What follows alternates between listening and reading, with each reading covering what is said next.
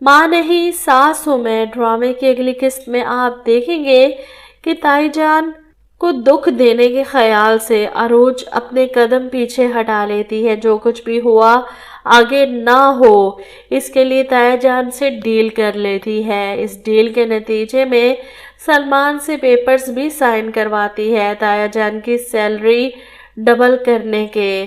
سلمان بھی حیران ہے کہ تایا جان نے اس کے ساتھ اتنا برا کیا اور یہ کیا کر رہی ہے، سمجھ نہیں آ رہا مجھے۔ ادھر ادریس صاحب اپنی ڈیل کے مطابق اب عروج کے خلاف کوئی بات نہیں کر سکتے، نہ مہرین کو اس کے خلاف بھڑکا سکتے ہیں، لیکن جو کچھ وہ صبح آفس جانے سے پہلے کر چکے ہیں، اس کے بعد مہرین غصے سے بھری بیٹھی شام کا انتظار کر رہی تھی، کب سب آفس سے آئیں گے اور کب سب سے دو ٹوک بات کرے گی۔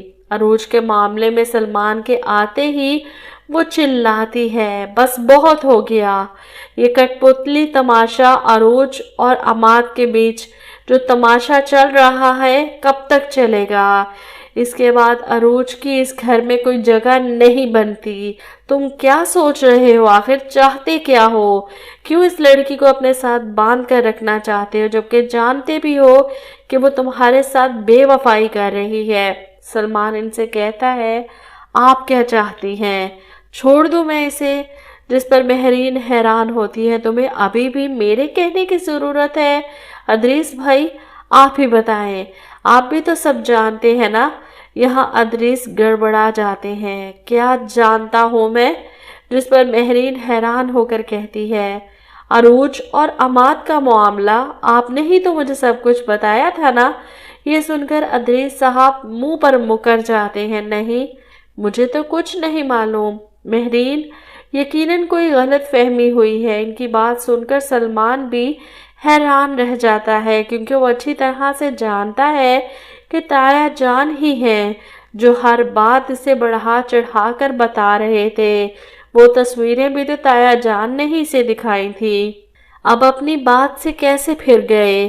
یہ چیز سلمان کو بھی پریشان کر دیتی ہے۔ ادریس تایا نے عروج کے خلاف کیا کیا نہیں کیا، ہر طرح سے اس کی مخالفت کی، پھر بھی عروج ان پر مہربان ہو گئی اور تایا جان کی بھی زبان بند ہو گئی۔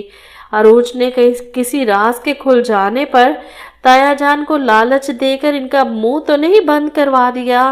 ایسے میں مہرین سلمان کو بھڑکاتی ہے کہ یہ سب کچھ عروج کا کیا دھرا ہے، ضرور اس نے ادریس بھائی کو کوئی دھمکی دی ہے۔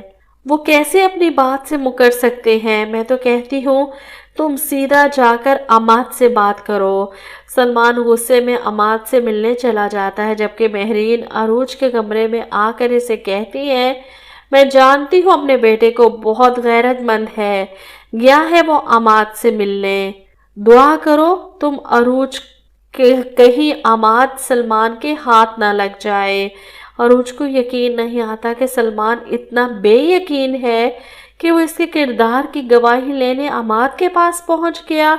دوسری طرف سلمان عماد کے دروازے پر کھڑا، اسے دیکھ کر عماد حیران، سلمان صاحب آپ آئیے اندر۔ وہ اسے اندر لے کر آتا ہے، بٹھاتا ہے، سلمان کی خاموشی پر اس سے کہتا ہے، آپ جو کہنے آئے ہیں کہہ سکتے ہیں۔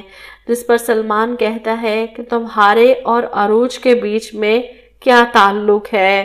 عماد اچھی طرح سے جانتا تھا کہ سلمان یہی سوال کرنے آیا ہے، وہ سلمان کو مطمئن کر کے وہاں سے بھیجے گا۔ ایسا کچھ بھی نہیں جیسا آپ سمجھ رہے ہیں، شاید سلمان مطمئن ہو کر واپس بھی آ جائے، لیکن یہاں عروج اسے نہیں چھوڑنے والی۔ وہ اس کی آنکھوں میں آنکھیں ڈال کر اسے شرم دلائے گی کہ اپنی بیوی کے کردار کی گواہی تم کسی غیر سے لینے چلے گئے، شرم نہیں آئی تمہیں یہ سب کرتے ہوئے؟ میں سوچ بھی نہیں سکتی تھی کہ تم اتنا گر سکتے ہو۔ تمہیں ہمارے رشتے پر اعتبار نہیں، مجھ پر یقین نہیں، تو اس محبت کا کیا فائدہ جس کے دعوے تم کرتے پھرتے تھے؟